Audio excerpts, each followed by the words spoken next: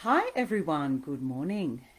It's Friday yet again, and today is such a lovely day here in Melbourne. So, even though we are in lockdown, good morning, Facebook. I know that there's a little bit of a delay every time I get on here.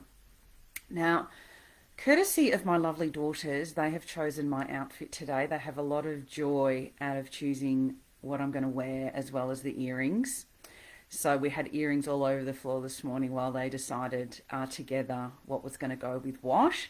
I did have to place a few restrictions, and we have got the COVID kilos happening. So there was a couple of things I had to disappoint them with that I didn't fit into anymore. I may not be smart revealing that, but those COVID kilos have definitely had an impact. But anyway, I'm brightly dressed for today for the sun, and my lovely girls have decided what I was going to wear. And they chose quite well.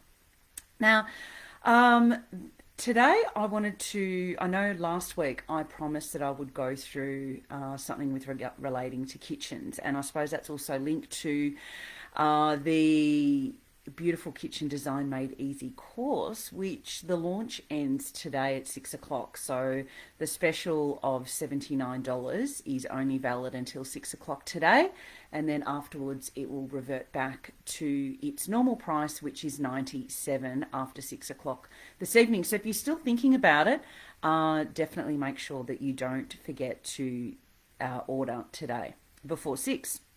So, what I was going to cover today is some of the things with regards to around needs. So, one of the biggest things that we find, because we are so passionate about functionality, that your kitchen really needs to function for you as well.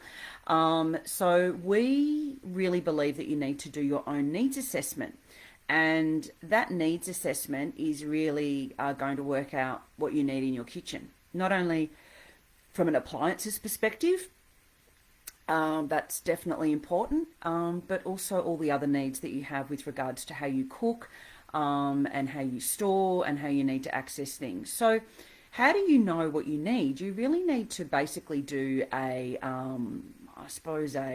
mean, I call it a needs assessment, but you really need to do an audit almost around what you actually need. And I would also encourage that you get someone who's also going to be using that kitchen. Maybe it's another cook, it might be your partner, whatever it is, whoever it is, work out what you need. So I call that a needs assessment because we really want to look into the functionality. So I find that people very much look at the look and feel of a kitchen, and I certainly think that that's good. That's well advised to certainly have a look at and really understand the look and feel of the kitchen that you like. But it's only one part of a kitchen.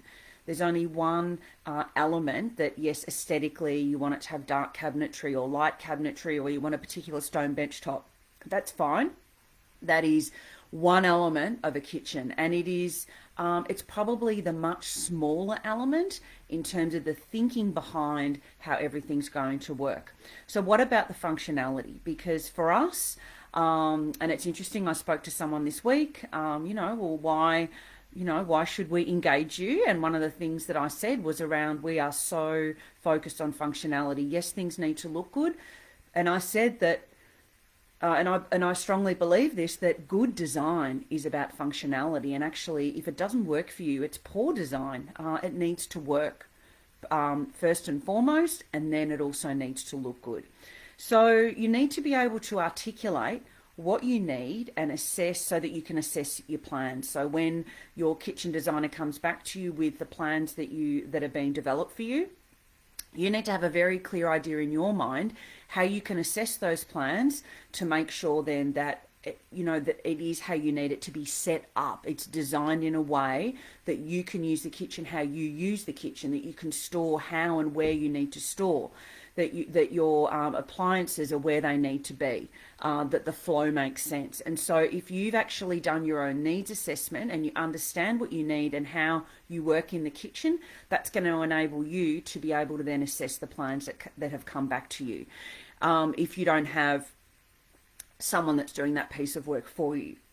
So a good designer will also extrapolate from you what they need to know to understand how they're going to design that kitchen. And so that's really important for us. We have very specific documents that we are then quickly able to extrapolate and get into the head of our clients so that we can design around a needs assessment, basically.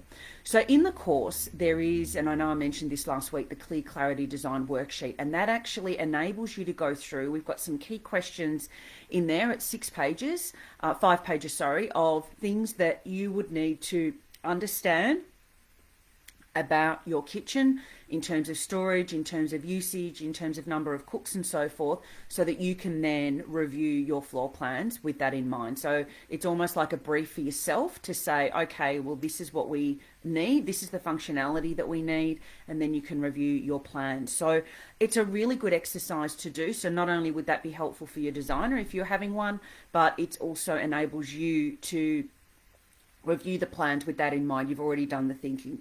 There's a lot of thinking that goes into design. It's actually, yes, there's colours and shapes, as we are sometimes called. We work with colours and shapes. We do, but design is really about thinking behind how you make things work. And I call that the design rationale, being able to go back to clients and explain, this is why it is the way it is. This is the thinking that's gone behind it, and this is why we believe that this may be the direction we need to go down. So, have you got an idea of where things are going to go? And the Clear Clarity Design Worksheet is certainly going to help you. Now, another thing that's in the course is the top 12 must-dos. And this is actually a checklist that you can just tick off as you go. It's in logical order. So it's like, this is the first thing I need to do. This is the second thing I need to do. This is the third thing. Have I done it? Yes. Tick the box, and then I can, then you can progress to the next step. I know that I love being able to tick things off when I've done them.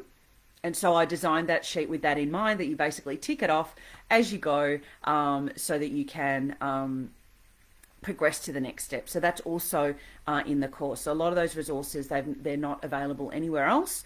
They've been exclusively designed for the course.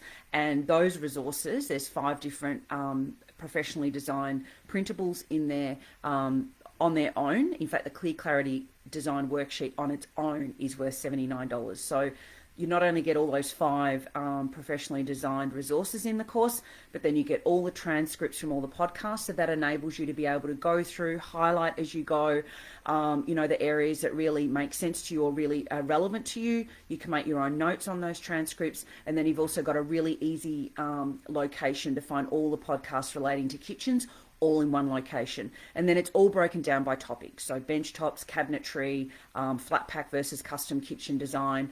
We've got appliances coming up next week. This week we had kitchen taps and sinks. And so everything is just in one really easy location. Plus you get access to the Kitchen Design Fundamentals Masterclass, which gives you a really good foundation. That's the first lesson, a really good foundation about the overall things you need to think about. And then we get into the nitty gritty with all the transcripts and so forth. So that's really an overview. And it's on until 6 o'clock tonight. So it's the weekend. I love Fridays. I love Fridays when they're super sunny. Tonight we're actually doing, I'm really excited about this. There's a fabulous organisation in Melbourne called Free to Feed. I'm not sure if it's available nationwide, and that is really supporting refugees and new migrants, and they are cooking. And so we're having a Syrian feast. Now, because I travelled extensively in the Middle East on my own after 9/11, I just love Middle Eastern food, and Syrian food particularly has, I don't know, I just remember all the amazing banquets that we ate in Syria, because I ended up meeting up with other travellers and was able to eat with them. So I'm really looking forward to my 12-hour slow braised brisket in a pomegranate molasses and sumac. Oh, that just rings, so many amazing taste sensations. And Syrian baba ganoush, and just some amazing things, and some awesome baklava and rose water marshmallows, and I can't wait. So it gets delivered, and we just heat it up, and that's my dinner for tonight. So I'm really excited about that, but I really love the fact that it's supporting refugees. It's actually something that's really close to my heart. I think because I travelled so extensively in the Middle East and I had such amazing experiences, particularly with the women in Syria, and I was so lucky to go there before all the turmoil started in more recent years. So that's me tonight. So check out Free to Feed. I don't know. I'm not getting paid to talk about them. I just think it's such a great cause, and it was really reasonably priced as well. And they basically travel around to different suburbs. So I was lucky that this week they're coming to my area, and I just jumped on the chance. A lot of it sold out really within a day of it being uploaded. So that's my treat for tonight. We do a treat. And if we're not supporting local, then I feel that this is a really awesome opportunity to support a cause that I'm a really big believer in. So that's me. That's what I'm up to. I hope that you're going to be having some amazing weekend. For those of you not in metropolitan Melbourne, I know that regional Victoria opened up yesterday. Fantastic for them. And basically the rest of Australia is open except for poor old metropolitan Melbourne. So wherever you are, I hope that you're going to have a fabulous weekend. Don't forget, you've got until 6 o'clock tonight to register for the course. I've actually put the link in there directly for you. It's a really easy to follow module. We've got it on a fantastic platform, and everything's really easy to find. It tells you exactly where you're up to, so you can just basically pick up from where you left off each time that you log in. So hello, Mel, and hello, Andrew. Thank you for joining today, and I will be back here as usual every week 9:30. I'll see you next week. If there's no questions, I haven't actually put out questions yet. So if you've got a question either about something that's going on for you at the moment with regards to building or renovating, now's your time. If you've got a question about the course, by all means, now's a good opportunity as well. So I'll just wait a couple of seconds while in the meantime you can check out Free to Feed. And I suppose I better tag them to let them know that I've, promoted their fantastic cause. All right. Have a fantastic weekend. And I hope it's as sunny for you as it is for me here. And I'll see you here next week. Bye for now.